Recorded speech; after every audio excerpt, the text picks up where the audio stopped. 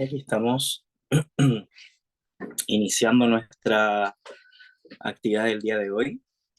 Muy buenas tardes al público que nosotros tenemos, tanto aquí en Chile como en Latinoamérica, que nos acompañan generalmente en nuestras actividades.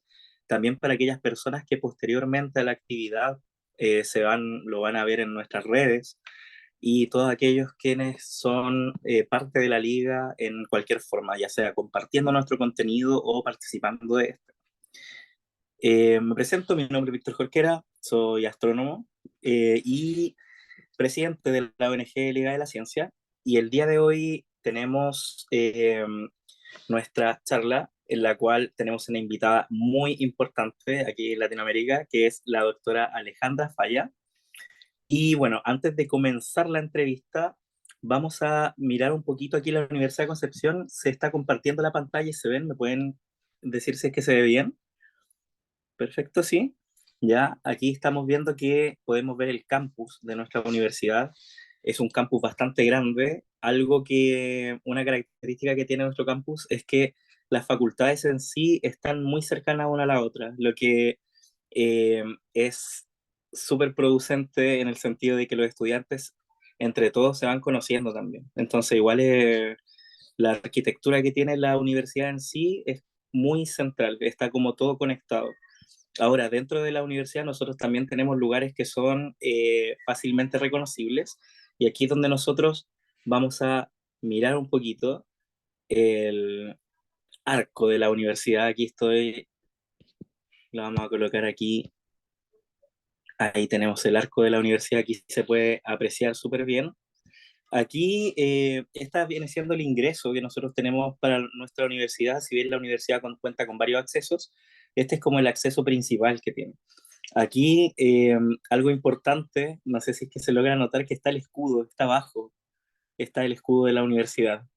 Bueno, en ese escudo donde todos quienes nos titulamos celebramos y destapamos una botella de champaña en el momento que recibimos nuestro título.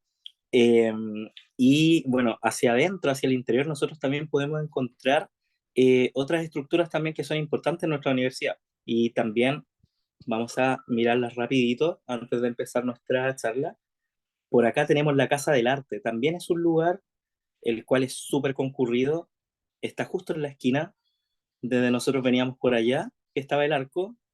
Hacia acá nosotros tenemos la Casa del Arte o la Pinacoteca que nosotros tenemos. Y aquí hay exposiciones, hay un mural maravilloso que está pintado en el cual se interpreta un poco la llegada de los colonizadores a América y cómo fue la extracción de recursos, pero todo esto está pintado de una forma muy simbólica.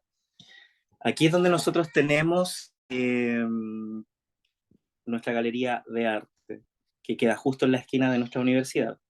Y vamos a echar una miradita más por acá. Algo que tenemos aquí es el campanil de nuestra universidad. Aquí creo que se logra apreciar bien. Bueno, esta estructura que nosotros vemos acá, eh, bueno, está inspirada en las universidades norteamericanas, y por esta razón, cuando se construyó, se hizo para aquí, para nuestra universidad, ¿ya? Y es una estructura súper característica de la Universidad de Concepción, ¿ya? Además de que el campanil, cuando son el mediodía, sus campanadas van tocando el himno de la universidad, así que igual es algo súper bonito si nosotros lo vemos y logramos escucharlo también cuando estamos en el campus.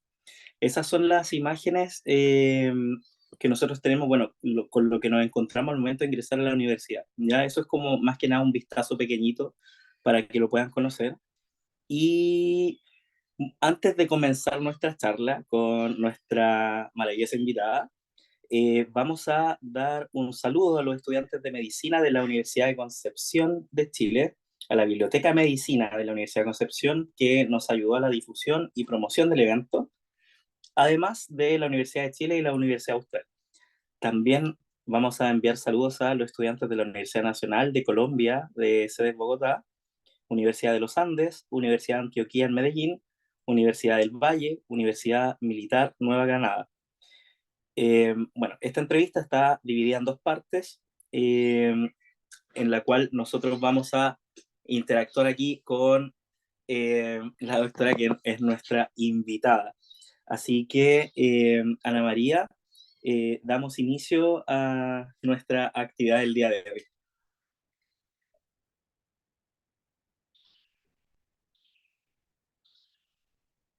Víctor, buenas tardes, ¿me escuchas?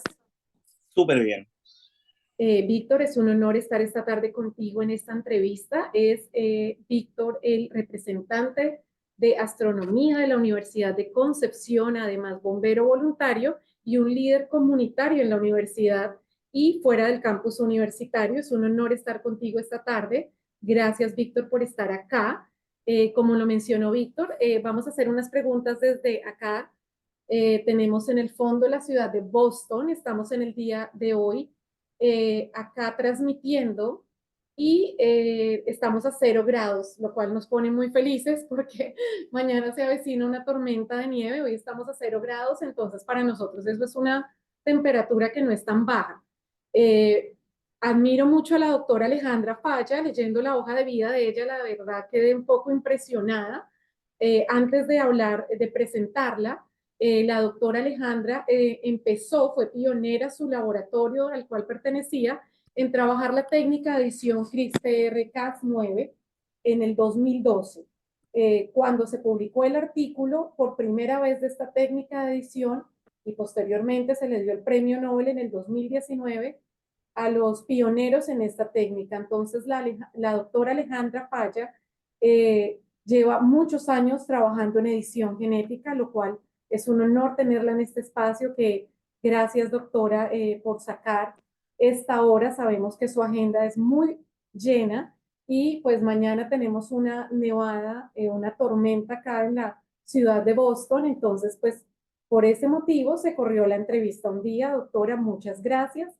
Sin más preámbulo, vamos a presentar a la doctora. La doctora Alejandra Falla es microbióloga de la Universidad de los Andes. Tiene una maestría en microbiología y con énfasis en parasitología y medicina tropical de la misma universidad. Posteriormente, ella emigra o viene acá a los Estados Unidos y trabaja como investigadora asociada en el College de Medicina, Durham College, acá en Estados Unidos.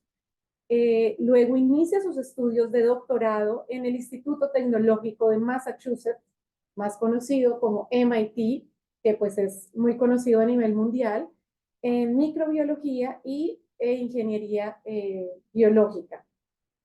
Bueno, doctora, tiene usted un montón de publicaciones, lleva mucho tiempo trabajando en edición genética, es usted ya muy conocida en el medio por estar en uno de los grupos más importantes trabajando en edición genética. Entonces vamos a arrancar esta entrevista, no tiene ningún conflicto de intereses, la entrevista es totalmente voluntaria y pues doctora, bienvenida a este espacio, gracias por aceptar esta invitación.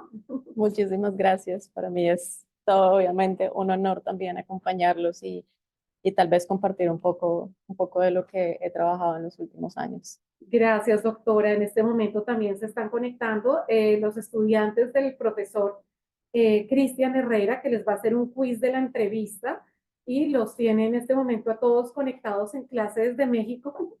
Un saludo a todos los que se conectan también en México y en todos los países de Latinoamérica, a la Fundación Santa Fe y a la doctora Elena Groth de Restrepo, que se conecta con nosotros desde el Hospital de la Fundación Santa Fe. Entonces, gracias a todos por la asistencia y vamos a arrancar entonces esta entrevista, doctora. ¿Podría contarnos cómo fue el proyecto Genoma Humano que duró varios años? ¿Qué relevancia tiene para la medicina, doctora? ¿Podría hablarnos un poco de esto? Claro que sí. Digamos, esta es una pregunta muy importante porque que realmente fue una de la inspiración que yo tuve cuando estaba en el colegio para iniciar en el área de ingeniería genética y edición de genomas. El proyecto del genoma humano inició realmente en los años 80 en Estados Unidos, pero realmente involucró un grupo multidisciplinario de diferentes partes del mundo que se asociaron para secuenciar el genoma. Este proyecto de alguna manera sigue en evolución, no se ha detenido. Ya el genoma humano, digamos, ha sido terminado, la secuenciación ha sido terminada en su mayor parte, pero en el año 2000, 2001, cuando fue publicado el primer borrador, más o menos se tenía el 90% de la secuenciación del genoma humano. Esto tuvo muchas implicaciones, no solamente por los diferentes expertos que fueron involucrados en este proyecto, en bioinformática, en medicina, biología molecular, sino también el objetivo general de este proyecto fue permitir el acceso libre a la información del genoma humano a la comunidad científica. Y esto trae una repercusión súper importante porque gracias a esto las personas pueden tener acceso inmediato a esta información para continuar su investigación. Lógicamente, esto está regulado de diferentes maneras en todos los países del mundo y como digo, esto continúa en evolución. Eh, los esfuerzos en paralelo que iniciaron con la secuenciación del genoma humano eh, fueron la secuenciación de otros modelos biológicos que permitieron también el avance de investigaciones en biología a diferentes niveles. Se inició la secuenciación de la mosca de la fruta, otros modelos como zebrafish, que es un pez que se utiliza en biología de evolución, y otros microorganismos. Entonces el genoma humano no fue lo único que se estaba secuenciando, sino también otros modelos que abrieron las puertas al entendimiento de cómo funcionaban genes, qué tan parecidos son los genes humanos con los genes de otros organismos, de otros microorganismos, y que permitieron entender la función de esos y eventualmente cómo el entendimiento de estos genes podían ser utilizados como blancos para el desarrollo de nuevas drogas. Entonces creo que digamos, es un proyecto que, como digo, sigue en evolución, no es una cosa que se ha detenido. Esto también ha permitido el desarrollo tecnológico de diferentes técnicas de secuenciación. Digamos, se empezó con lo que se conoce como secuenciación de Sanger, es como el método de secuenciación más básico, pero eso evolucionó y ahora se utilizan diferentes técnicas de secuenciación mucho más profundas. Y esto realmente, nuevamente, ha sido todo ligado a continuar evolucionando este proyecto. Doctora, ya que menciona técnicas de secuenciación, me gustaría hablar para centrarnos un poco más en el tema central de la entrevista, cómo ha sido la evolución de las técnicas de secuenciación. La doctora inició en el 2012 cuando salió el primer paper de CRISPR-Cas9. ¿Podría hablarnos cómo ha sido esa evolución en técnicas de secuenciación? ¿Cómo se llegó a eso? Pues realmente existen actualmente muchos tipos de técnicas de secuenciación y esto ha sido liderado por diferentes grupos. Illumina tal vez es la compañía que de alguna manera ha liderado estos esfuerzos en los últimos 20 años. Esto, o sea, no sé la historia específica de cómo específicamente inició. Sé que ya no se hace Sanger sequencing, que es como para ponerlo en términos un poco generales. La secuenciación de Sanger es como en dos dimensiones únicamente, que se mira la secuenciación. Cuando pasamos a un nivel más profundo en términos de técnicas de secuenciación, se miran a un nivel como de tercera dimensión, por decirlo así, en donde secuencias NGS, Next Generation Sequencing, y me disculpo en general si utilizo terminología científica en inglés, porque hace más de 15 años no hago ciencia en español, entonces voy a estar un poco trayendo también términos en inglés. NGS es como la Next Generation Sequencing, es como la técnica que se utiliza más comúnmente y que se ha utilizado para la secuenciación de diferentes partes del genoma humano también. Entonces, tal vez para que el público, doctora, aterrizarlo un poco más básico, nosotros tenemos 4 letras en el genoma, ¿cierto? T, A, G, C, timina, adenina, guanina, citosina, algo muy básico para el público que no es que no maneja la terminología. Y la primera técnica de secuenciación, la que menciona la doctora Sanger, esta es de los años 70, si no estoy mal, sí. Se secuenciaba letra por letra. Entonces, imagínense uno mirando A, T, G, C, letra por letra, eso es una locura. ¿cierto? Y luego ya se habla de técnicas de última generación donde se está secuenciando todo el genoma y un equipo reporta esas técnicas, ¿cierto? Sí. Entonces, doctora, estas técnicas que usted menciona para saber ese genoma, cuando ya aparecen las técnicas de edición, ¿cómo aparece, cómo se hace salto a técnicas de editar esas letras, de cambiar ese genoma? Bueno, hay dos elementos, digamos, separados Ajá, muy importantes. Uno es la tecnología como tal, que sí, se libera primero a una célula que permite esta alteración genética a nivel de ADN sí, o ARN en ciertos organismos celulares. Y digamos, la manera como se lee esa edición o cuál es el resultado de esa edición, de ese proceso, se puede realizar a través de secuenciación. secuenciación. Exacto. Eso es como una forma de hacerlo. No, digamos, no todo el mundo siempre lo hace así, pero es una manera de hacerlo. Entonces, si yo quiero ver si realmente un gen fue editado exitosamente, lo que puedo hacer es coger ese pedacito del gen y hacer secuenciación en esa región específica para ver cuáles fueron los cambios introducidos en la manera como en este caso Cas9 o Cas9 portó el ADN, digamos. ¿Cómo se llega a Cas9? ¿Cómo se llega a esa técnica de CRISPR-Cas9 que está ahorita tan de moda, que vimos la semana pasada en el museo de aquí de MIT? Hay una área específicamente, doctora, para CRISPR-Cas9 y para genes, que si el público tiene la oportunidad de visitar MIT, tiene un museo espectacular de ciencia y un piso entero a CRISPR-Cas9. ¿Cómo se llega a esa técnica de edición, doctora, para cambiar o modificar el genoma?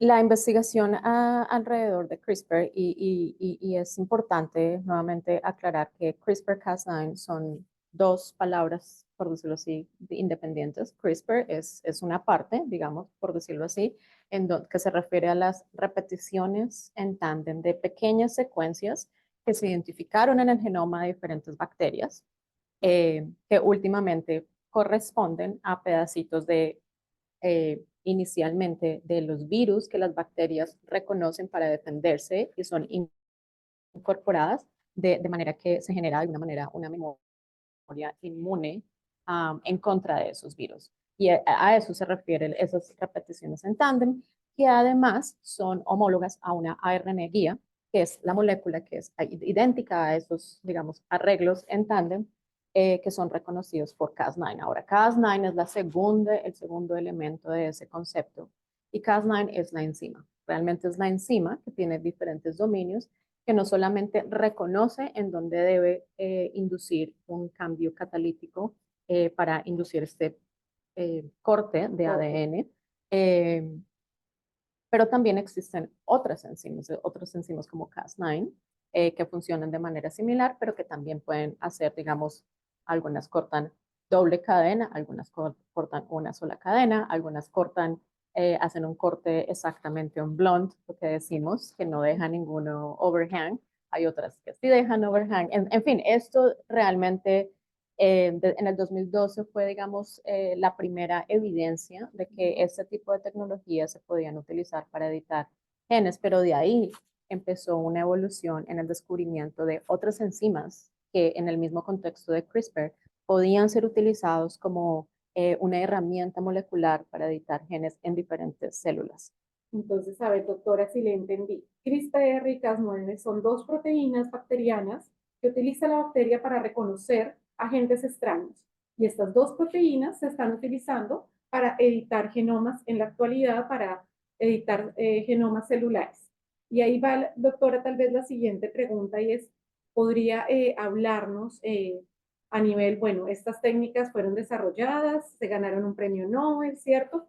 Y ahí participaron muchas personas, ¿cierto? Sí. ¿Quién le dio el nombre a esta técnica? Esto empezó en los años 80 nuevamente, cuando empezaron a ver estos arreglos, estas repeticiones de secuencias en los genomas de diferentes bacterias. Fernando Mojica y todas estas personas, digamos, a nivel del mundo. Realmente yo siempre he pensado que el avance de este concepto ha sido una colaboración entre diferentes grupos. Hay muchísima gente que ha estado involucrada. Es difícil decir que solamente una persona lo hizo. Realmente en paralelo existía el esfuerzo de Virgilius en Lituania, de muchísima gente a nivel mundial que contribuyó al conocimiento básico de cómo funcionaba mecanísticamente esta estrategia, que de alguna manera es una estrategia, una de las tantas que las bacterias tienen para defenderse de organismos extraños, tales como los virus. De alguna manera, la visión que tuvo Jennifer y otros también para poder utilizar este concepto, para poder movilizar esto como una herramienta para modificar células eucariotas, inició, digamos, a mediados de los, digamos, desde el 2000, yo me imagino 2005, 2006, sí. Inspirados por otras herramientas genéticas que existían en ese entonces, y se dieron cuenta que realmente esta herramienta era relativamente sencilla de implementar porque era muy modular. Cas9 solamente necesita una guía de ARN para detectar, para identificar cuál es su blanco, necesita alguien que la lleve de alguna manera e inducir ese corte. Y resultó ser además que Cas9 es increíblemente efectiva. Es una endonucleasa supremamente activa. Entonces, esto lo hace de manera muy eficiente, lo hace de manera muy rápida, de alguna manera.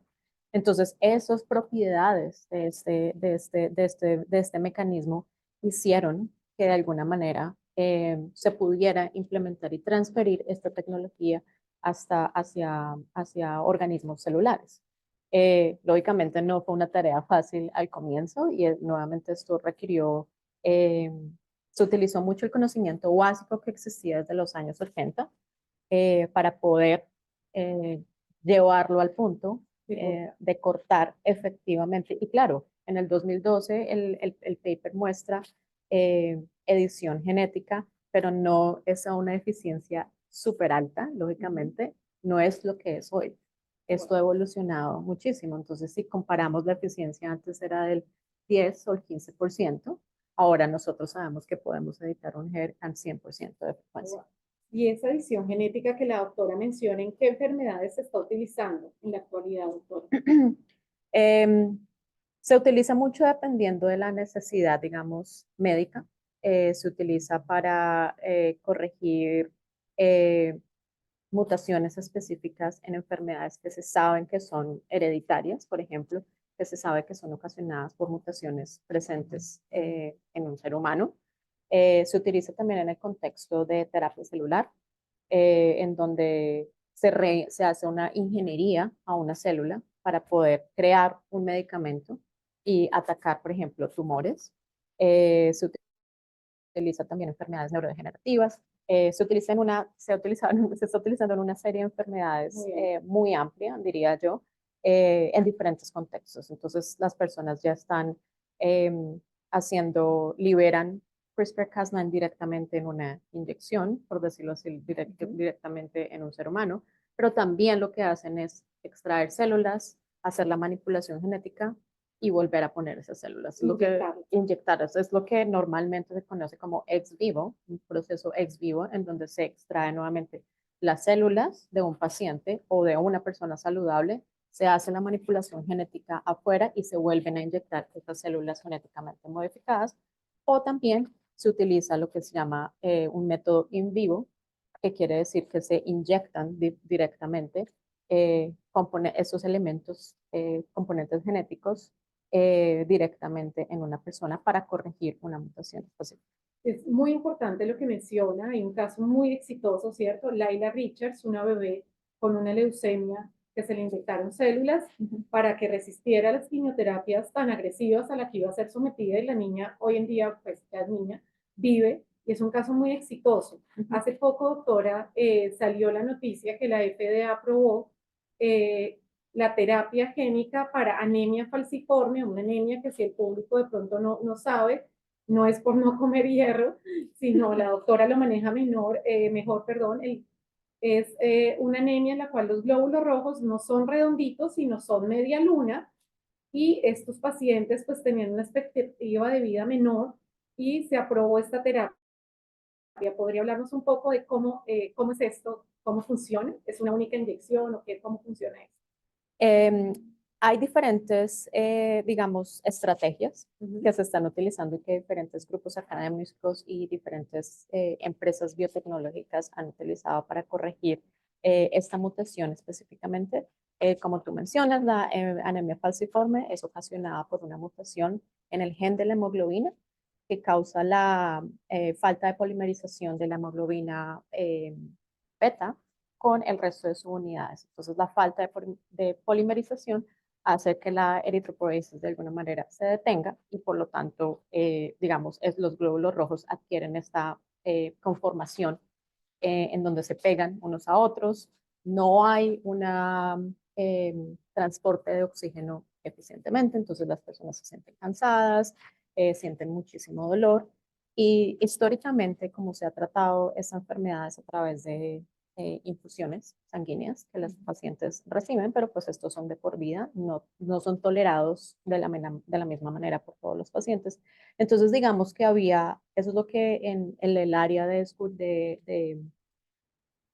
descubrimiento de drogas o en el área biotecnológica se llama como una necesidad médica. Existe una necesidad médica que no ha sido cubierta. Entonces la pregunta es, ¿qué se puede hacer desde el punto de eh, este tipo de herramientas genéticas para solucionar esta enfermedad específicamente? Entonces, CRISPR Therapeutics es una empresa de acá, que queda a unas pocas cuadras de acá, eh, empezó a utilizar una estrategia utilizando CRISPR-Cas9. Es una empresa que realmente es de hecho cofundada por Jennifer Doudna. Wow, Entonces ellos tuvieron sí, de alguna manera ellos tuvieron un acceso a la licencia de Cas9 directamente para poder corregir la mutación o poder utilizar una estrategia para poder implementar una droga que pudiera ayudar a estos pacientes. La estrategia que ellos utilizaron fue, en lugar de corregir específicamente esa mutación, lo que hicieron fue sobreexpresar hemoglobina fetal.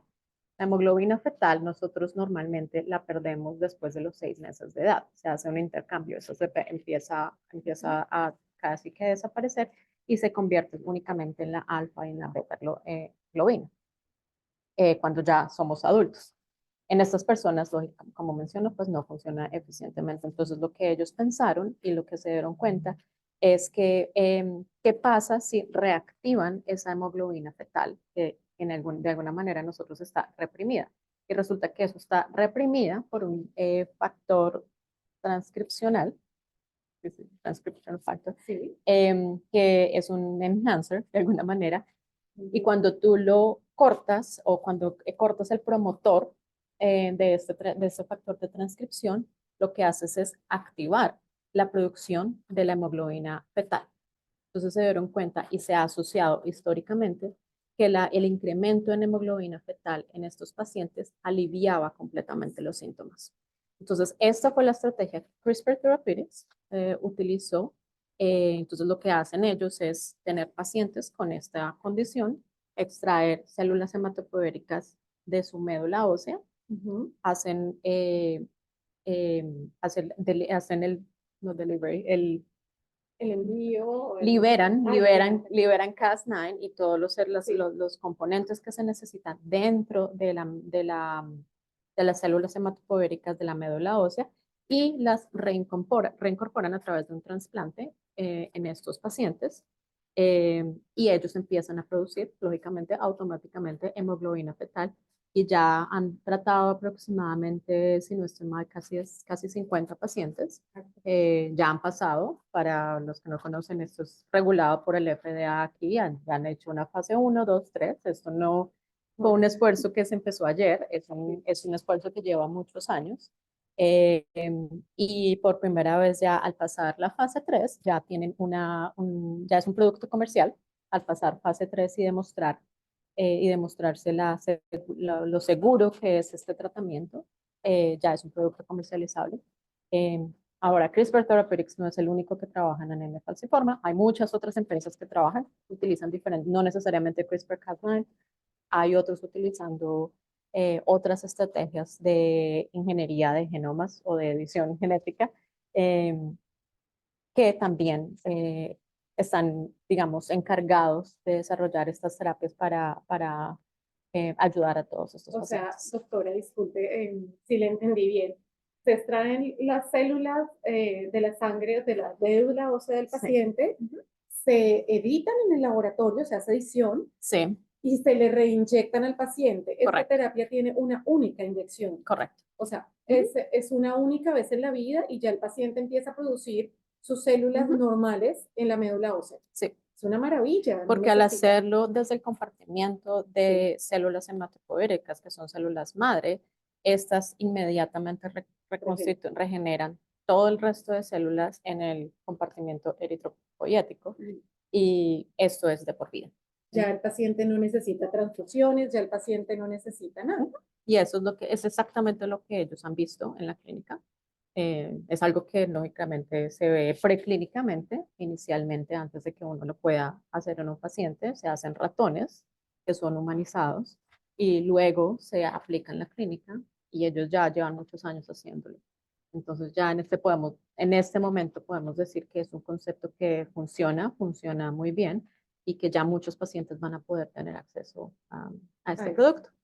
Bueno, doctora, y aquí quiero preguntarle algo y es cómo o sea, desde su experiencia, cómo ha sido su experiencia trabajando con células humanas en edición de genes. ¿Podría hablarnos un poco de lo que usted ha hecho, los medicamentos en los que están trabajando o bueno, lo que usted nos pueda contar al público? Porque pues agradecemos la entrevista, sabemos que todos aquí tienen contrato de confidencialidad, que todo es muy, se maneja a mucha reserva con muchas cosas, pero pues de pronto lo que nos pueda contar de lo que han desarrollado o lo que ha trabajado, ha publicado la doctora respecto a adición en células humanas que ha trabajado la doctora. Sí, pues sí, como tú dices, digamos, hay condiciones de confidencialidad que no puedo, digamos, revelar los detalles, pero muchos de estos, de hecho, ya como tú dices, están publicados, aprobados por el FDA en Clinical Trials, que es de acceso a todo el público. Yo empecé mi trabajo en una empresa de células inmunes T, específicamente células que son células T que se infiltran en tumores sólidos. Y la idea era hacer ingeniería de esas células que de alguna manera cuando están infiltradas dentro de los tumores están exhaustas de alguna manera, son células que ya no funcionan. Entonces la hipótesis en ese caso era, ¿qué pasa si nosotros cogemos un pedacito de tumor de un paciente, le sacamos esas células que están de alguna manera cansadas, que ya no están muy activas para combatir ese tumor, hacemos una modificación genética usando Cas9 y las volvemos a reincorporar a un humano y vemos si las reactivamos de alguna manera? Estas células T nuevamente como son infiltradas del tumor, reconocen específicamente los antígenos que están presentes en ese tumor para poderlo matar, entre comillas. Es un producto que en este momento ya acaba de recibir aprobación por el FDA y van a empezar a hacer dosis de pacientes. Esto lo dicen, no en esta empresa, lo dicen en dos empresas, hace dos empresas. Participé en la campaña de identificación en ese caso era la guía de ARNA hacia un gen específicamente que fue el que nosotros nos dimos cuenta que podía, digamos, potencializar la función de esas células T que estaban cansadas para poder combatir un tumor más eficientemente. Entonces, eso es un ejemplo como concreto en el que participé. Luego justamente trabajé en células hematopoéticas. Cada modelo celular es un poco distinto, lógicamente, trae sus retos. Las células hematopoéticas son complicadas de cultivar en general. ¿De verdad? Eh, Pensé que trabajar con sangre, disculpe la ignorancia, doctora, trabajar con sangre, uno piensa que pues por ser sangre, que de pronto, disculpe para el público general y para los que no manejamos el tema del todo, doctora, ¿qué vida tienen las células con las que trabajaban? O sea, las sacan de paciente y ¿qué tiempo tienen ustedes para hacer esos procesos en el laboratorio? Pues estas eran células hematopoéticas, nuevamente que son normalmente de médula ósea o de cordón umbilical. Y estas células, como son células madre, no se dividen por, porque realmente son parte de la parte de arriba del proceso hematopoético. No se dividen. Y entre más se mantengan el cultivo celular, se empiezan a diferenciar. Entonces, cuando se empiezan a diferenciar, ya pierden la propiedad que tú quieres mantener de alguna manera, que nosotros acá la llamamos el stemness, de alguna manera. Em, entonces, estas células son células que tú no puedes mantener más de 5 días en cultivo celular, no se expanden, como digo. Entonces, cualquier intervención genética que le hagas tiene que ser, digamos, de manera muy efectiva y muy rápida para que no pierdan esas propiedades y puedan ser reinfusionadas en un paciente. Fue muy interesante, trabajé en eso por mucho tiempo implementando eh, no solamente lo que digo CRISPR-Cas9 systems, o no, herramientas de CRISPR-Cas9, sino otras enzimas, otras enzimas que son CRISPR, pero no son Cas9, sino hay otros, hay Cas12, hay toda una diversidad de proteínas y enzimas con diferentes propiedades, con diferentes aplicaciones, que trabajé y tuve la oportunidad de colaborar también con muchas otras industrias para poder facilitar, digamos, el desarrollo de medicamentos. En este caso era la aplicación directa, era lo que llamamos trasplantes genéticamente modificados. Es similar a lo que dice CRISPR Therapeutics, pero era con aplicaciones a inmunoncología. Eh, en eso trabajé un tiempo y en la actualidad dirijo el grupo de edición genética y justamente NGS en una empresa que se dedica a la generación de lo que llamamos acá CAR T cells o células que son en las que se expresa el receptor, quiero tratarlo de traducir al español, receptor antigénico en T cells. Eso es una terapia celular que es comercialmente incluso ya disponible. Mucha gente ya lo ha utilizado para tratar diferentes linfomas. Eh, eh, que se viene utilizando más o menos desde el 2017, más que todo en cánceres hematológicos. Entonces, eso es lo que trabajo actualmente. Básicamente consiste en modificar también células T que reconocen un antígeno específico en un cierto tipo de cáncer para nuevamente aniquilar, atacar este tumor más efectivamente. Increíble, doctora. Nos lleva ya una década trabajando en técnicas, diferentes cultivos celulares.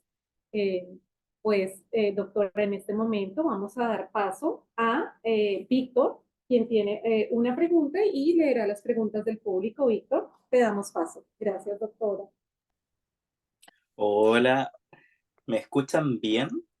Perfecto. Te escuchamos. Ya, genial. Mira, primero le vamos a dar paso a algunas de las preguntas que están aquí porque vienen justo seguido del tema que estaban conversando. Aquí primero me dicen, para quienes no somos expertos en el tema, ¿por qué es importante el conocimiento del genoma humano? ¿Qué innovaciones le ofreció a la medicina descubrirlo y estudiarlo? Bueno, la pregunta es, ¿qué información, digamos, dio la secuenciación del genoma humano? Como tú lo decías, la secuencia del genoma humano está compuesta por, como su nombre lo dice, secuencia de una letra A, T, G o C. Sin esta información no podría ser posible diseñar, en este caso, una estrategia específica para poder programar una enzima de edición de genes adecuadamente. Si nosotros no conocemos la secuencia de ese pedacito que nosotros queremos alterar, no sabemos qué cambiar y no se puede hacer el diseño efectivo de la herramienta como tal. esa es como una aplicación directa, o sea, sin la secuencia nosotros no podemos hacer Entonces, absolutamente nada. de pronto, doctora, por ejemplo, si es el gen de la insulina, y yo sé que el gen, esto voy a inventar lo que voy a decir, obviamente, el gen de la insulina, por decir algo, tiene 500 letras o 500 pares de bases, como lo dice. Si yo quiero modificar ese gen de la insulina, yo debo saber cuál es la secuencia del gen, ¿cierto? Correcto. Entonces, el proyecto Genoma Humano, lo que explicaba la doctora, permitió identificar los genes y la función, ¿cierto? De dónde, exactamente dónde se ubicaban. Fue posible utilizar, no exactamente, fue posible identificar la ubicación de ese gen. En el campo de la biología molecular fue posible utilizar, coger esa secuencia, extraerla, expresar, por ejemplo, una proteína y hacer un ensayo in vitro, hacer un ensayo en ratones, en donde es posible identificar el fenotipo que esté asociado con ese gen. Entonces, lógicamente, uno puede tener acceso directo de la biología directamente de ese gen a través de la sobreexpresión de ese gen, a través de la manipulación de ese gen específico. Y nuevamente para eso se requiere conocer la secuencia. Lo otro muy importante es en el área de la genómica y en las enfermedades genéticas ocasionadas por mutaciones en uno o dos genes o tres genes. Entonces, gracias a que los individuos que se secuenciaron, porque realmente fue una mezcla, no fue un individuo solo, fue una mezcla de individuos, eran individuos saludables, pero gracias a esto también fue posible tener como, por decir así, un marco de referencia en donde, por ejemplo, una persona con hemofilia, que también es una enfermedad ocasionada por mutaciones, podía entonces uno comparar, bueno, vamos a mirar qué pasa con este pedacito de la secuencia de este individuo que está enfermo y cómo se relaciona con este individuo que está saludable. Entonces, a ver si le entiendo, doctora, la hemofilia es una enfermedad donde la gente no produce unas proteínas de coagulación, famosa por la reina Victoria de Inglaterra. Entonces, digamos que yo tengo la enfermedad y la doctora es sana. Entonces, al mirar mi genoma, pueden identificar dónde está el cambio, ¿cierto? En el gen. Correcto. Y compararlo contra el de la doctora, que sería el gen sano. Estoy Correcto. inventando Sí. para que el público entienda, ¿cierto? Sí. Entonces, sí, la doctora está dándonos todos los ejemplos en sangre. En sangre. En sí. sangre, en hemofilia. Entonces, sí, era comparar, ¿cierto? Comparar cuál es el gen normal, Claro. cuál es el gen o qué posibles mutaciones hay en el gen y cómo se afecta esa proteína. ¿Cierto? Correcto, exacto. Entonces, en cambio, pues antes de que se conociera la secuencia, no sé, o solamente se conocían algunos fragmentos, era muy complicado de interpretar y por lo tanto de diseñar posibles drogas para tratar las enfermedades. Claro, no había un tratamiento específico, no había medicina de precisión, sino era todo el mundo se trataba de la misma manera, pero no Sí. sabíamos si de pronto este tenía una mutación distinta al otro, si... Exacto.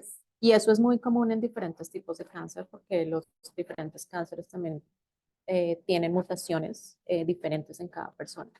Y no todas las personas responden de la misma manera a las diferentes drogas.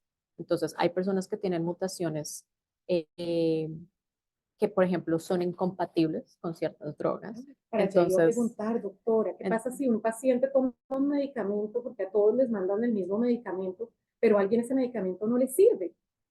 sí, si Puede no pasar, ¿no? sirve, sí, claro, sí, y sirve y pasa muchísimo. Yo no soy oncóloga, seguramente sí hay personas en la audiencia que son oncólogos, pero en general en lo que hemos visto en la clínica es que no todos los pacientes, lógicamente hay medicamentos de primera línea en donde son los genéricos y se trata al paciente, pero no todos de ese un porcentaje va a responder. No responde. Muchas veces es por presencia de mutaciones que hacen que el sitio de blanco de donde el medicamento está reconociendo está alterado y eso hace que haya una inhibición que interrumpe la interacción de alguna manera de la molécula del medicamento con el blanco.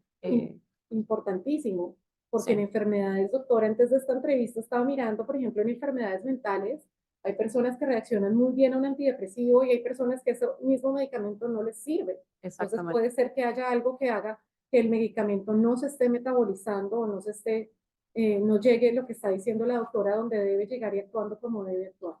Sí. Eso es un avance con la Exacto. secuenciación del genoma, ¿cierto? Sí, exactamente, con la secuenciación del genoma y lo que digo, ahora se han secuenciado mucho más genomas, se entiende, es un poco más diverso, lógicamente todos los seres humanos también somos muy diversos, existen lo que llamamos polimorfismos también, que están asociados a diferentes personas, entonces existe todavía la necesidad de seguir secuenciando variaciones para poder entender esa diversidad, cómo lo aplicamos también al descubrimiento de nuevos fármacos. Importantísimo. Wow. Víctor, te escuchamos.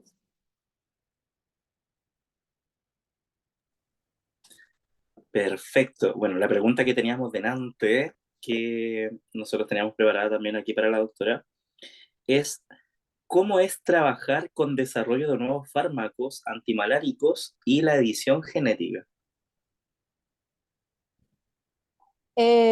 Bueno, creo que la edición genética de las herramientas de biología molecular, al menos con las que yo trabajé durante mi entrenamiento, permitieron identificar nuevos blancos antimaláricos que nuevamente que antes nosotros no podíamos tener acceso o no entendíamos, como en el caso de un microorganismo, normalmente se identifican genes que son esenciales.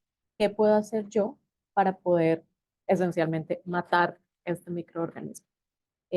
Matar el parásito. Matar el parásito, Que exactamente. causa la malaria. Que causa la malaria. Entonces, por contexto, este parásito es bien complicado en general, y el que nosotros cultivamos en el laboratorio es la forma asexual del parásito, porque el parásito se transforma de su forma sexual, que es en el mosquito, a su forma asexual en el laboratorio, in vitro.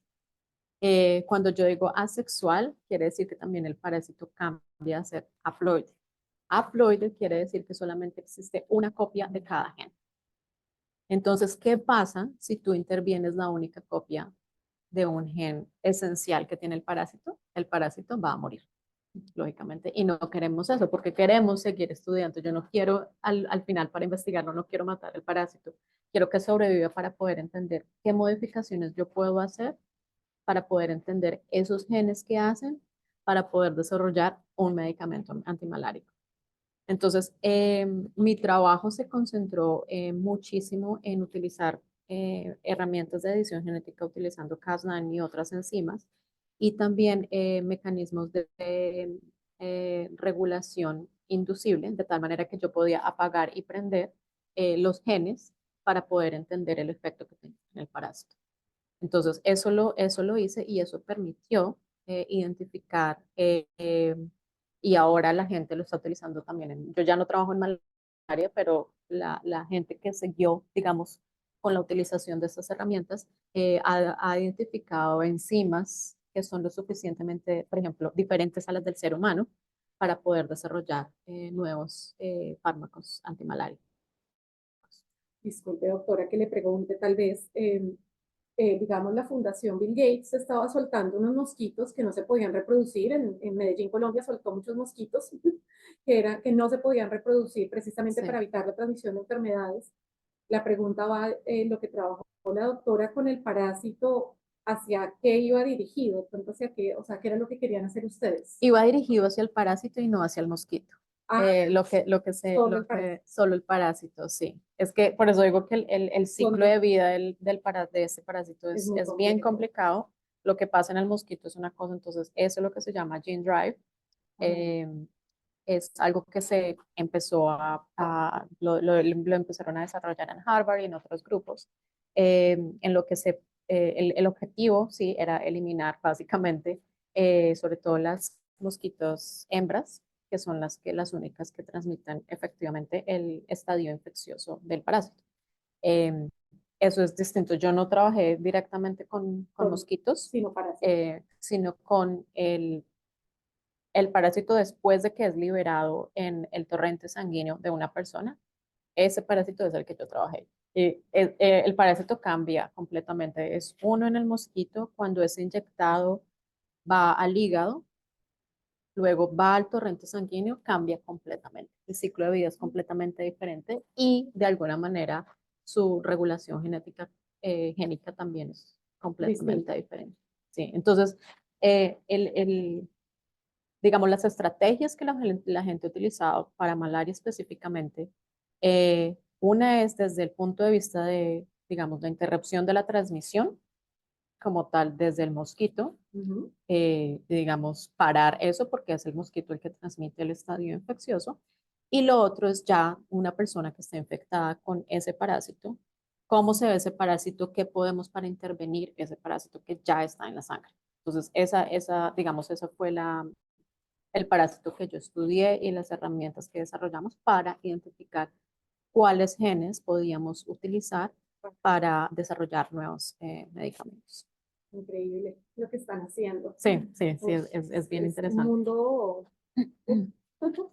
Víctor, te escuchamos. Perfecto. Nuevamente pregunto si me escuchan bien porque uno nunca sabe, me ha pasado otras veces que termino hablando solo. Así que vuelvo a preguntar. ¿Súper bien todo? Todo bien, te escuchamos. Ya, excelente, muchas gracias. Aquí, bueno, en el chat estaba revisando también. Nos preguntan acá qué ventajas o desventajas tiene Cas12 o otras proteínas Cas en comparación con la proteína Cas9. Muy bien, muy importante, y agradezco mucho que hagan esa pregunta porque la gente normalmente piensa en el CRISPR system como Cas9 y como yo dije, es una diversidad muy grande de enzimas que se han descubierto. La pregunta fue relacionada con ventajas o desventajas de Cas12 comparada con Cas9. Cas12 resulta que también existe una diversidad dentro de Cas12 infinita. Entonces hay desde Cas12A hasta Cas12, creo que van en la M, o sea, A, B, C, D, E, F, G. Es una diversidad grandísima. Sí. La más común que se conoce o la que se identificó primero en el año 2016, fue la primera publicación, es la Cas12A. A diferencia de Cas9, es una proteína mucho más pequeña. Como dije anteriormente, no corta el ADN de manera, digamos, no es un blunt, no sé cómo traducir el blunt en español. Ojalá tuviera un tablero que pudiera dibujar. Cas9 normalmente es un corte perfecto, sí, como recto, como sí, induce un ángulo, digamos, es preciso y recto. Cas12 resulta que no corta al mismo tiempo las dos hebras del ADN, sino tiene dos dominios independientes y las corta por separado. Entonces, cada una de esas cadenas es primero corta una, después corta la otra y hace que deje un overhang, como un bracito, digamos, sí, de alguna manera, un pedacito suelto. Entonces, esa es una de las principales diferencias en cuanto al modo de acción de esta enzima. Eh, la manera, al menos en células humanas, como se repara ese corte, hace que deje cambios distintos a los que deja Cas9. Normalmente Cas9, como digo, es un corte recto. Normalmente en células humanas, nuevamente hago la acotación, gracias al mecanismo de reparación de ADN NHJ, no sé cómo se traduce en español, non-homologous joining recombination. Sí, reparación de, sí, no homólogos. No, exacto, de no homólogos. Normalmente por Cas9 casi siempre se introduce una basecita de más o se quita una basecita de más, normalmente, por Cas9. Sí. Y eso hace que se cambie completamente el marco de lectura de la proteína. Entonces hace que la proteína básicamente desaparezca, se altera. En el caso de Cas12, no es uno o no quita o pone, no es una inserción o una deleción, sino normalmente son 4 o 6 nucleótidos que se remueven del sitio de corte. Entonces, eso a nivel molecular y cuando se secuencia es lo que uno normalmente ve. Uno ve las 4 deleciones típicamente con Cas12. Y eso trae un montón de aplicaciones porque los sitios de edición genética, dependiendo de la enfermedad, pueden tener diferentes necesidades. Entonces, hay veces tú necesitas extender un poco ese sitio de corte y inducir un poco más de lesiones que lo puedes conseguir con Cas12. Esa es la segunda diferencia. La tercera diferencia con Cas9 es que el ARN guía de Cas12 es aproximadamente 100 nucleótidos. Sí, 100 Es una, pares de base. 100, exacto, 100, 100 letricas. 100 letricas. Al público de una manera un poco muy Sí. Perdón. De Cas12 son 44. Uy, es más Entonces, preciso. es mucho más, no es tanto preciso, pero es más corta y para propósitos de manufactura, en el caso nuevamente de desarrollo, para desarrollar un medicamento, y esa es la manera como yo siempre pienso las cosas, es mucho más sencillo. Es mucho más sencillo. Es mucho Cas12.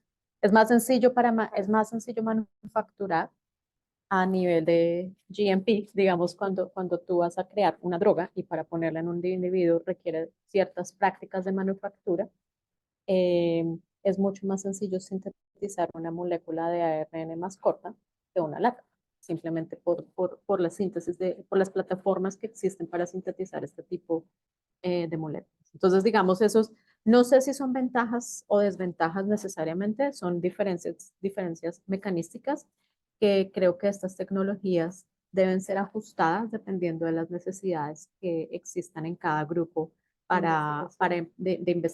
nivel de investigación o en industrias biotecnológicas o farmacéuticas en donde estén dedicados a desarrollar una droga para una enfermedad u otra.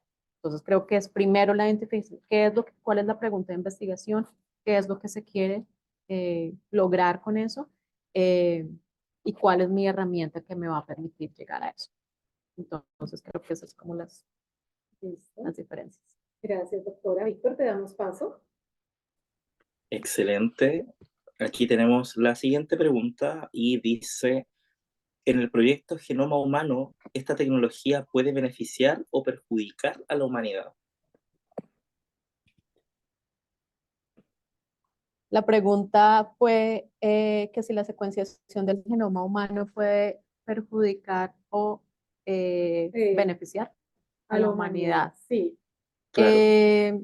Lo que digo, gracias por esa pregunta.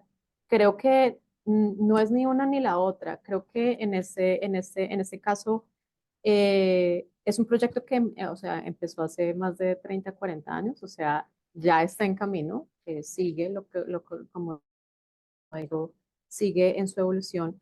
Eh, he dado muchísimos ejemplos concretos de cómo ha beneficiado a la humanidad.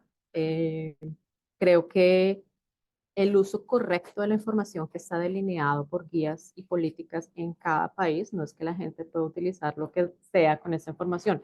Esto está altísimamente regulado y la gente que ha participado en desarrollo de drogas acá en Europa, en Latinoamérica, entiende que hay una serie de regulaciones y políticas y éticas que permite que la comunidad científica se esté regida por esas políticas. Entonces creo que es así la gente quisiera, no es posible. No es posible, doctor, y para allá de pronto iba la pregunta, ese doctor que está ahorita pues, pues, que estuvo en la cárcel, el doctor en China, lo que dice la doctora, ¿no? La regulación de técnicas de edición genética es a nivel mundial, ¿cierto? Es a nivel mundial. ¿Qué fue de pronto lo que pasó con ese caso aislado de esas dos niñas? Sí, y yo desconozco la regulación en China. Sí, la verdad no la sabemos, no la sabemos y no voy a hablar de lo que no sé tampoco. Pero lo que puedo decir y desde mi experiencia y desde mi experiencia que yo directamente no solamente he contribuido, sino he desarrollado ya drogas que están en humanos en este momento, el proceso tan riguroso que se debe seguir para alcanzar ese último objetivo de tratar a un ser humano es increíblemente complicado. No, requiere años y años y años de investigación y es una cosa que es altísimamente regulada. No, nuevamente, no solamente aquí, sino ahorita nuestros productos están en Europa. Entonces no es algo que sea tan sencillo de, digamos, de perjudicar y yo creo que la comunidad científica en general eh, no lo hace con ese objetivo. No, no hay un comité de bioética, ¿cierto? Hay comités de bioéticas, hay comités, lo que te digo, de reguladores, en este caso en Estados Unidos es el FDA, que es un grupo grandísimo que está compuesto no solamente de de personas, de reguladores que tienen muchísima experiencia en eso, sino también de científicos, tienen comités de ética, tienen comités científicos que entienden muy a fondo cómo funciona. Gracias por la aclaración. Víctor, te damos paso. No hay otra pregunta en el chat. Sin embargo, también están haciendo alusión a lo mismo que estaban conversando recién respecto al tema de la ética y la moral, que decían que respecto, bueno, a este mismo tema hay De la harta ética. discusión respecto a Ay, esto. Víctor, qué pena es que no te escuchamos. ¿Podrías volver a repetir A ver, lo que dijiste? ¿ahora? Qué pena. ¿Ahora me escuchan bien? Sí, sí, Ya te perfecto. escucho, sí. Ya, perfecto. Que resulta que respecto de lo mismo que estaban hablando, no hay más preguntas, pero también comentan aquí que, claro, hay una fuerte discusión respecto a la ética y la moral con todo este tema. Están como haciendo alusión a lo mismo. No hay una pregunta adicional, solamente hacen ese comentario. Ok, Sí, sí, siempre estos son temas ¿polémicas? polémicos y debatibles en diferentes, con diferentes audiencias. Yo he estado en diferentes, digamos, más que discusiones polémicas, conversaciones. Académicas. Lógicamente, yo he estado más en conversaciones, digamos, científicas, pero entiendo también el punto de vista de muchas personas. Entiendo que, y creo que nuestra labor como científicos, y incluso este espacio, permite aclarar y el acceso a información desde la comunidad científica hacia el público en general, y creo que es como una de las misiones más importantes que nosotros tenemos los científicos, de hacer, liberar mensaje de la manera más sencilla hacia el público y digamos, dar un contexto. Para allá iba, doctora, eso que está diciendo, porque muchas veces la ciencia ficción, las películas, o a veces se tienden a desinformar al público y piensan que, o de pronto se cree, ¿no? Que se puede llegar a una mejora de la raza, a una eugenesia, a unos humanos que puedan pagar edición genética a un punto de mejorar la raza y que los que no podamos pagar esa edición genética nos quedemos rezagados. Claro. Entonces se piensan, de pronto hay muchas cosas conspirativas, como muchas cosas alrededor que no, pero lo que la doctora dice es que hay un proceso muy claro. De pronto quisiera preguntar respecto a eso, ya que están hablando, hay cuántos pasos hay para llegar a un desarrollo de una terapia génica, qué pasos se siguen a nivel general, doctora, que está en este campo y que trabaja directamente en esto. ¿Cuáles son los pasos, por ejemplo, para un científico que quiere sacar un medicamento al mercado? No es que yo diga voy a llegar y voy a editar y ya mañana tengo mi medicamento. Sí. ¿Qué pasos se siguen, doctora, normalmente regulados por la FDA acá en Estados Unidos? Esos pasos dependen mucho de varias cosas. Uno, depende de la indicación de la enfermedad a tratar. ¿Listo? Cada una de las enfermedades tiene un proceso muy distinto. Tipo de terapia.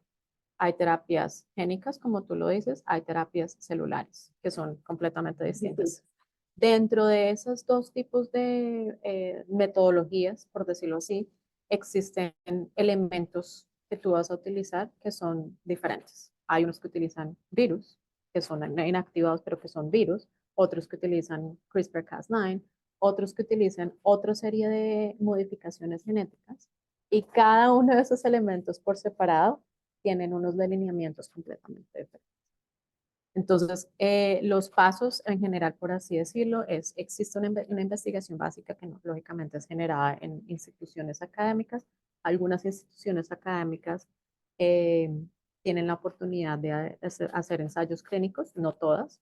Normalmente la industria biotecnológica y farmacéutica tiene una infraestructura un poco más sólida para hacer eso. Se desarrolla el concepto en el laboratorio, son nuevamente años de investigación, entender cómo se puede manufacturar. Creo que la manufactura es una de las, en el caso de la terapia celular y génica, es uno de los retos más importantes. Es un procedimiento bastante costoso, no solamente para asegurar la seguridad de estos elementos en un ser humano, sino también asegurar que es el producto que nosotros queremos al final. No es lo mismo hacerlo a una menor escala en el laboratorio, en un disquito de Petri dish, Sí, sino de Petri donde se ponen las bacterias. exacto, no es lo mismo hacerlo a esa escala, sino también hacer una gran cantidad de lo mismo, nuevamente siguiendo buenas prácticas de manufactura, en ciertas infraestructuras que son limpias y que tienen ciertas, digamos, regulaciones. Eh, en el caso de las moléculas o de las drogas convencionales, es un conocimiento que se ha conocido durante muchísimos años. Eh, en el caso de la terapia celular y terapia génica es un campo relativamente nuevo. Entonces, digamos que la manufactura de todos estos productos, de manufacturar, no sé, 300 millones de células que están modificadas genéticamente, que equivale a un batch para una persona, es supremamente complicado. Y eso hace parte, digamos, del diálogo constante que debe existir con los reguladores. Pero, o sea, la pregunta, digamos, doctora, si yo soy paciente y quiero venir a hacerme una terapia génica, bueno, primero necesito tener ese dinero, ¿entra una lista de espera o cómo es ese proceso? En el caso de la anemia falciforme, pues lógicamente también eso está regulado por el sistema de salud de todos los países. Eh, en el caso de Estados Unidos, sé que lo que están tratando de negociar es con las aseguradoras, de tal manera que lógicamente nuestro paciente tenga que sacar del bolsillo $2 millones. Eso iba a preguntar porque es un poco costoso, Sí. $2 millones no los tiene cualquiera. Sino que de alguna manera las aseguradoras hagan parte, digamos, de este esfuerzo para poder, eso ya hace parte de la estrategia comercial y digamos en el caso de CRISPR este es el primer producto, entonces que se sacó y fue hasta en diciembre. Se han tratado 50 pacientes, pero esto hace parte de los ensayos clínicos. Entonces, tú puedes tratar a pacientes que hacen parte de un ensayo clínico en una fase 1, 2 y 3, digamos que son registrados oficialmente en un ensayo clínico y esto va a través de muchísimos consentimientos.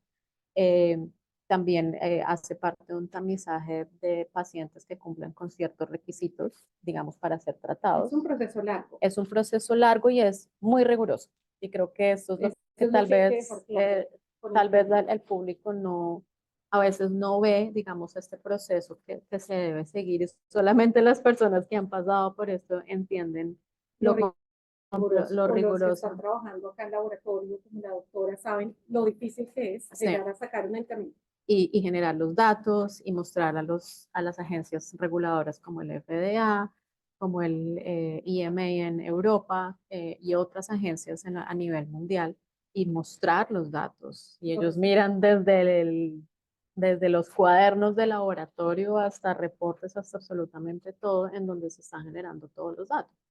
Entonces, esto es un proceso y más en esta área que sigue en evolución. El FDA saca, digamos, estas guías cada año, básicamente cambian. Entonces uno tiene que estar totalmente siempre como se están actualizando y lo cual está bien porque esto hace parte de la dinámica y de la discusión constante que debe existir entre la comunidad científica, los reguladores y lógicamente el público y los pacientes que se van a beneficiar de todas estas terapias. Sí, es muy importante aclarar, la doctora solamente trabaja en edición genética para nuevos medicamentos en células humanas. Sí. Valga la aclaración porque lo que dice la doctora, hay mucha desinformación de pronto, es un boom, pero también hay gente que piensa que todos están trabajando en embriones o mejor dicho, que piensan muchas cosas respecto al tema, pero lo que aclara la doctora es edición genética para células humanas en desarrollo de nuevos medicamentos, ¿cierto? Listo, doctora. Víctor, ¿estás por ahí? Aquí estoy. No aparecieron más. ¿Cómo? Quedan más o menos 5 o 10 minuticos si quieres hacer un comentario, una pregunta desde allá. Estaba revisando aquí si es que había alguna otra pregunta, pero me gustaría más que nada, bueno, algo como súper cortito en vista de que ya hemos hablado harto. Nosotros hace tiempo estuvimos en la Liga de la Ciencia, bueno, cuando estábamos partiendo prácticamente, teníamos jornada de películas científicas y conversación posterior con profesores de la misma universidad. y estuvimos viendo una película que es súper interesante en el tema genético, que se llama Gattaca, que es una película que tiene que ver un poquito con lo que es, em, se hacen, bueno, tiene que ver con la parte genética, pero resulta que la idea principal es de crear superhumanos. Entonces, ahí es donde se entra con el tema ético, en el que, ¿qué ocurre si es que, claro, o sea, con el tiempo, a medida que se va mejorando este tema, cómo va a ocurrir con el acceso a, no sé, por decirlo de alguna forma, que los seres humanos tiendan a desarrollar mejoras en su propio sistema? ¿De qué forma podríamos tratar de evitar eso, que prácticamente se forme como una especie de monopolio, entre comillas, en donde quizá puedan haber humanos que sean de alguna categoría más alta que de otras solamente por el tema genético? Sí, sí, creo que no me he visto la película, pero entiendo digamos, la preocupación de las personas, digamos, de esto. Y nuevamente creo que esto está ligado a las regulaciones en cada país. O sea, no solamente en el área terapéutica, sino ya, no sé, ¿cómo sería? En el área de más de cosméticos o lo que sea, no sé, de hacer en embriones, en manipulación. Eso sigue siendo regulado, o sea, esto no es que una persona, si lo hace, si llega a intervenir una persona, lógicamente sería completamente ilegal.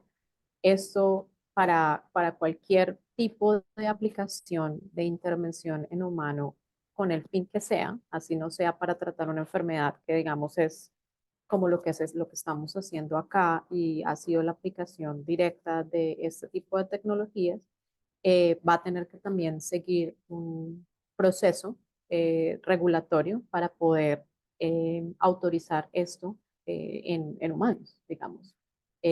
No hemos llegado allá, o sea, lo que el que diga que es que ya se está haciendo es falso, realmente no se está haciendo, o sea, si alguien lo está haciendo nuevamente, estoy hablando de Estados Unidos, no sé lo que esté pasando en alrededor del mundo, lo está lógicamente, no es algo legal que se está haciendo, porque sea que sea la aplicación de este tipo de tecnologías para poder intervenir un ser humano, es un proceso altamente riguroso, nuevamente, para poder potenciar las características de un ser humano y mejorarlas, no es algo a lo que se haya llegado y que se haya regulado.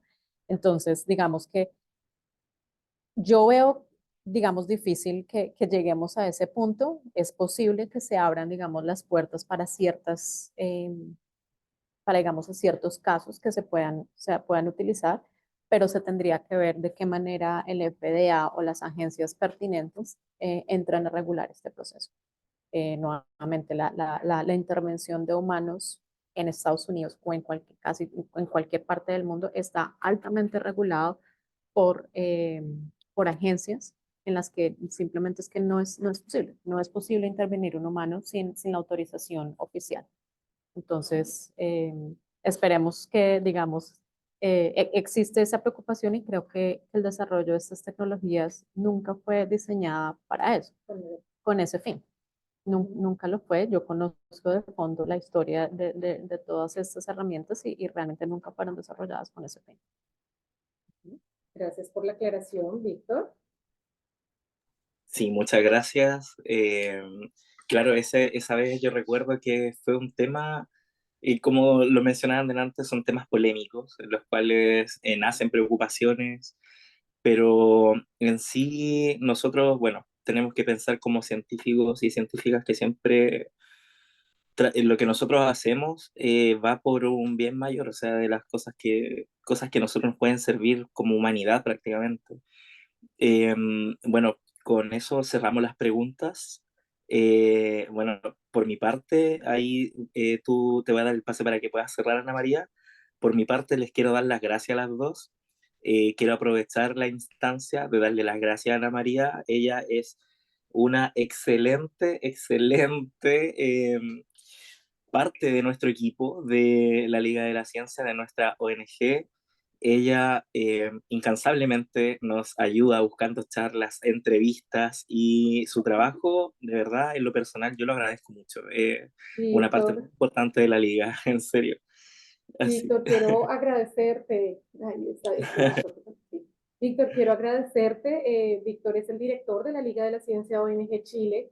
Y quiero agradecer, Víctor, por abrirme la puerta en Chile cuando estuve en el 2019 estudiando en la Universidad de Chile, en Clínica Las Condes. Mandarles un saludo. Karina Álvarez, la doctora, está conectada del grupo de oncología de la Universidad de Chile, que estuve con ellos allá un año, pues estuve blended en modalidad semipresencial, agradecerles que me abrieron las puertas en la Universidad de Chile y agradecerle a Víctor en la Universidad de Concepción, Chile, porque han sido muy, muy amables conmigo, me dieron esta oportunidad, es mi octava entrevista, ya casi llego a las 10, que es como el mínimo que se requiere, las horas de piloto, le digo yo. Entonces, Víctor, muchísimas gracias porque me abriste las puertas directamente. Él es el director, es astrónomo, es docente además, dirige un grupo no solamente de astronomía, sino que en la comunidad es un líder como bombero. Todos lo reconocen a Víctor y es alguien al que admiro muchísimo. Víctor, gracias Muchas- por esta oportunidad. Espero verte presencialmente en algún momento porque no he ido a Concepción, pero espero ir. Quiero Exacto. agradecerte abrirme las puertas y la oportunidad de estar hoy acá. A la doctora Alejandra Paya, pues una científica que uno la busca en Google y queda realmente anonadado de publicaciones que tiene. No cualquiera llega a MIT, no cualquiera se gradúa en MIT con un doctorado, es una científica con una hoja de vida impecable. Admiro profundamente, doctora, lo que ha hecho como latinoamericana, como mujer, como colombiana. Llegar a las grandes ligas de universidades no es fácil. Entonces, de verdad, doctora, sus esfuerzos por hacer ciencia, por estar acá. Cuando se abrió esta entrevista, Víctor, hemos recibido mensajes desde MIT, los doctores, la doctora Silvia, ay, se me olvidó el apellido, disculpe, recibimos mensajes desde MIT, desde otros latinos que estaban apoyando la entrevista y muchos estudiantes que decían que es una científica que admiran y que es la científica favorita de los estudiantes. Entonces recibimos mensajes tanto en LinkedIn, tanto de MIT, de estudiantes y de profesionales que admiran a la doctora como científica, como mujer que llegó a las grandes ligas. Doctora, infinitas gracias, es usted una mujer sencilla, nos recibe en su laboratorio, nos recibe en su lugar de trabajo de la manera más querida. Cuando apareció la tormenta, ella dijo no, nos había invitado el domingo mañana a su casa, pero dada la tormenta, nos adelantó la entrevista con la agenda que tiene, que también es una agenda ocupada, llena de reuniones y de cosas. Doctora, mil gracias, su sencillez, su carisma, su calidez, desde que entramos acá, nos recibe es que con aromáticas, comida, no, ella de verdad que tiene ese carisma y ese don de gente muy, muy, muy querida, doctora, por recibirnos en su trabajo. Gracias por esta invitación, por la Liga de la Ciencia ONG Chile, a todos los que se conectaron hoy. Hay un canal de YouTube que se pueden buscar Liga de la Ciencia ONG Chile, hay un Instagram, Liga de la Ciencia ONG Chile, y nos pueden agregar. Doctora, gracias por esta entrevista, gracias, usted recibió más de 1000 impresiones en LinkedIn y muchísimos comentarios de gente que la admira, estudiantes tanto acá en Estados Unidos y gente de Latinoamérica que escriben mi científica favorita. Y yo dije, oh, doctora Alejandra, está muy popular aquí en MIT, es muy popular en Latinoamérica, la reconocen varios grupos de investigación y de verdad le agradezco. Gracias a Chile por darme la oportunidad como colombiana de entrar a este grupo. Gracias infinitas a Víctor por haberme aceptado y por esas palabras tan bonitas que casi me llegan al alma, me agúa el ojo, no quiero llorar en cámara. Víctor, muchísimas gracias. Una persona que admiro profundamente, un líder comunitario total, no solamente docente, también astrónomo y todo lo que él hace a nivel de investigación, sino además está directamente con la comunidad.